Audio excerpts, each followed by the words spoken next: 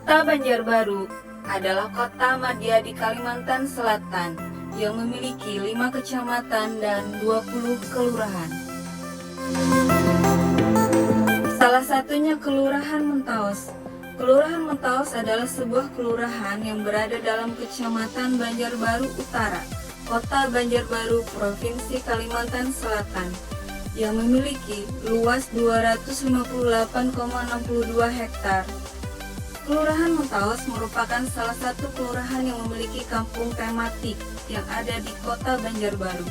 Terdapat 9 kelompok budidaya ikan, yaitu Pokdakan Mina Agrowisata 2, Pokdakan Aneka Mina Agrowisata 3, Pokdakan Aneka Mina Agrowisata 4, Pokdakan Mina Agrowisata 5, Pokdakan Laguna Agrowisata 6, Pokdakan Sugih Makmur, Pokdakan Gurami Jaya, Pokdakan Mina Satu Hati, Pokdakan Mina Mandiri, dan 2 kelompok pengolah dan pemasar hasil perikanan, yaitu Poklahsar Nila Anjani, Poklahsar Patin Bule, dan 1 gabungan kelompok perikanan, yaitu Gapoktan Agrowisata, dan didukung dengan 1 koperasi perikanan, yaitu Koperasi Agrowisata Mentaos.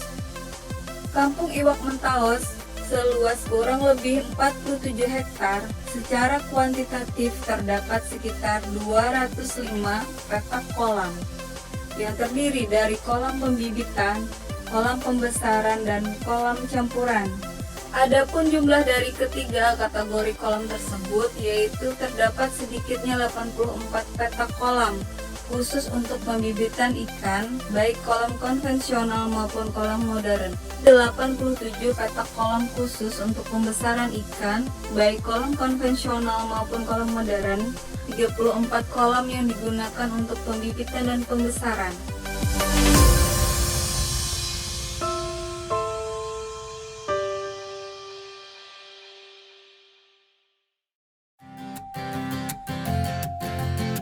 Angka konsumsi ikan Kota Banjarbaru 54,8 per kapita per tahun. Salah satu komoditas unggulan yang sangat diminati yaitu ikan gabus atau haruan dan ikan betok atau papuyuk, sehingga memiliki peluang usaha yang cukup besar di bidang kuliner maupun olahan hasil perikanan. Ikan gabus atau ikan haruan sudah tidak asing lagi bagi masyarakat Kalsel. Jenis ikan sungai ini populer dikonsumsi oleh masyarakat Kalimantan dan diinovasi dalam bentuk kuliner, seperti masakan ketupat kandangan, masak habang haruan, haruan batanak, cacapan haruan, dan lain-lain. Ikan gabus selain diminati sebagai kuliner, juga memiliki banyak manfaat sebagai obat, yang biasa diolah menjadi ekstrak albumin untuk pengobatan luka sehabis operasi. Ikan gabus memiliki banyak nutrisi yang bermanfaat bagi tubuh manusia.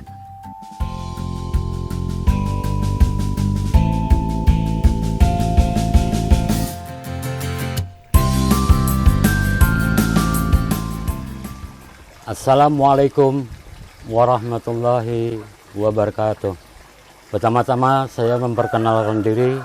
Nama saya Amir Hamzah, Ketua Pokdakan Aneka Agrowisata 3 di Kelurahan Mentaos di Kecamatan Banjarbaru Utara, Kota Madya, Banjarbaru. Alhamdulillah, pada tahun ini kami dipercayakan untuk mengembangkan komoditas ikan gabus melalui sistem program percontohan penyuluhan perikanan. Dengan sistem yang diterapkan adalah sistem jaring bertingkat. Dengan harapan kami dengan percontohan ini dapat memenuhi permintaan pasar di Kalimantan Selatan pada umumnya, di Kota Madya, Banjarbaru pada khususnya. Adapun yang terkait dengan benih ikan gabus ini, sehingga para pembudidaya yang ada di kelompok kami bisa meningkatkan produksi daripada budidaya ikan gabus yang mana ikan gabus ini adalah komoditas lokal untuk Kalimantan Selatan. Serta dengan ini juga bisa menunjang para kelompok kami yang lainnya dan yang ada di Kelurahan Mentaus Timur yang lainnya ini, itu akan bisa meningkatkan pendapatan daripada petani. Maka dengan ini kami mengucapkan terima kasih yang sebesar-besarnya kepada BRSDMKP BP3 Banyuwangi serta juga DKP 3 Kota Banjarbaru, KKP Ribon.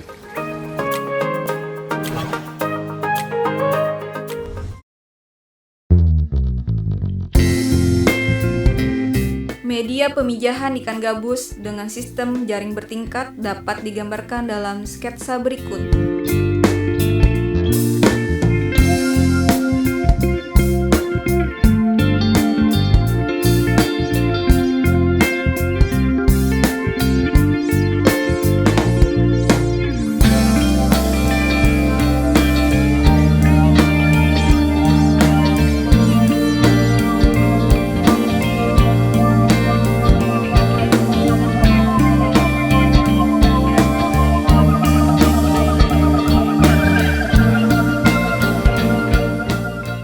Selama proses pemijahan, induk berada di dalam jaring bertingkat hingga bertelur dan telur menetas.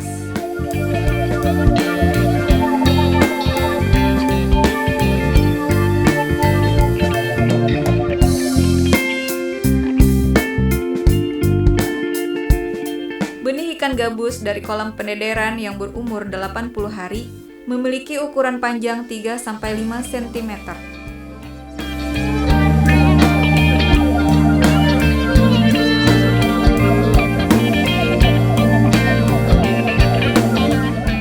Keunggulan dari pembenihan sistem jaring bertingkat dapat digambarkan sebagai berikut.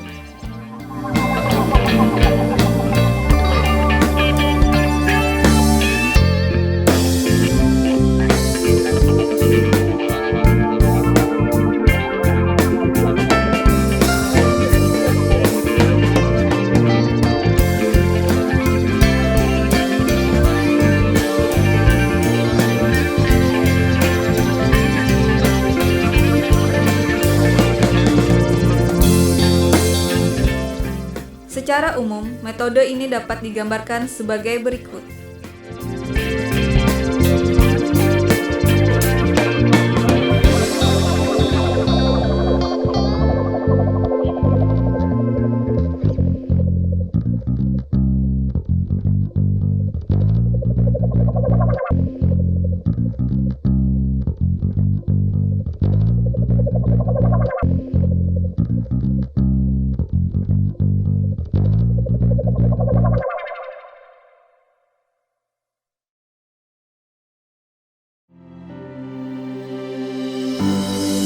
Untuk persiapan kolam, dilakukan pengeringan kolam dengan cara kolam dikeringkan sampai air habis.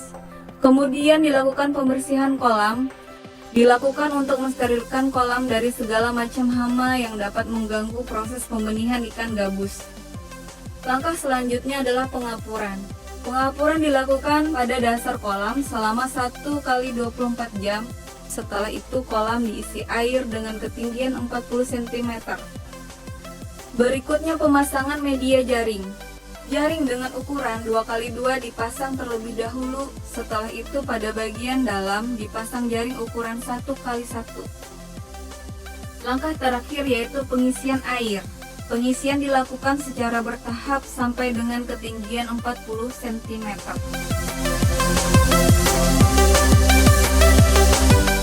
Tahap berikutnya, pemeliharaan induk. Induk ikan gabus yang digunakan minimal berusia 1 tahun dengan bobot minimal 400 gram per ekor. Induk ikan gabus diberi pakan berprotein tinggi minimal 30%. Pemilihan induk jantan dan betina dilakukan dengan cara memperhatikan bentuk fisik. Jantan memiliki bentuk kepala memanjang, badan agak ramping dan corak warna agak gelap. Sedangkan betina memiliki bentuk kepala bulat, badan agak gemuk, dan corak warna lebih terang atau cerah. Yang kemudian ikan dipuasakan dengan tujuan untuk meningkatkan kematangan gonad. Penjodohan atau pemasangan disesuaikan dengan ukuran tubuh ikan dengan perbandingan 1:1. Tahapan selanjutnya diberikan hormon opaprin untuk mempercepat pematangan gonad dan pemasangan induk. Dalam penyuntikan hormon, jenis hormon yang digunakan adalah opaprin dan odef. Dengan dosis masing-masing, opaprin 0,2 ml per kilogram ikan, odef 0,3 ml per kilogram ikan. Induk yang telah memijah sebanyak 2 kali diberikan suntikan hormon odef agar mempercepat proses rematurasi pada induk ikan gabus. Langkah selanjutnya pemijahan. Setelah dilakukan penyuntikan ikan gabus yang telah dipasangkan, proses selanjutnya yaitu memasukkan induk ke dalam jaring 1x1 dan induk ikan gabus dipuasakan selama 1 minggu. Setelah telur menetas, pemberian pakan dilanjutkan kembali. Kurang lebih 1 minggu induk pada jaring akan bertelur dan menetas. Larva dibiarkan dirawat oleh induk selama 1 minggu. Setelah 1 minggu, induk dipisahkan dengan benih dan dipindahkan ke kolam pendederan. Tahap pendederan didahului dengan persiapan kolam, yaitu pengapuran dan pengisian air, pemberian pupuk kandang, dan prebiotik. Selanjutnya pemeliharaan dilakukan dengan mengatur suhu air dan kejernihan air serta pemberian pakan cacing sutra selama 2 minggu dan dilanjutkan dengan pakan pelet. Kemudian dilakukan proses sortasi, yaitu penyortiran benih ikan sesuai ukuran. Benih yang sudah masuk ukuran pasar siap dipanen dan dijual. Pembesaran ikan gabus konsumsi. Wadah budidaya yang bisa digunakan adalah kolam terpal, bundar atau persegi, kolam beton, dan tanah. Sebaiknya wadah budidaya ikan gabus diberi penutup untuk menghindari agar ikan tidak meloncat. Pengelolaan air. Air bagian bawah dibuang sebanyak 10 cm setiap harinya untuk membuang sisa kotoran ikan. Kemudian kolam diisi air baru dan dibiarkan mengalir selama 12 jam jika wadah budidaya di kolam bundar atau persegi. Pemberian pakan dilakukan 2 kali sehari. Cara pemberian pakan dilakukan dengan metode ad libitum atau sekenyang-kenyangnya. Jika terjadi serangan hama dan penyakit ikan, penanganannya menggunakan perendaman air garam atau pemberian antibiotik secara berkala sampai ikan sembuh.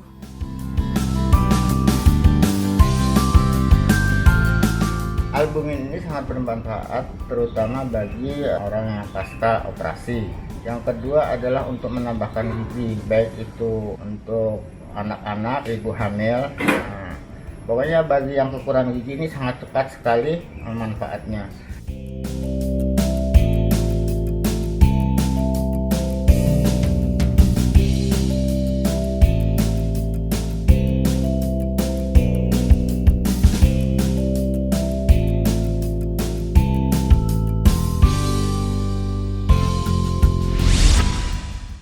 KKP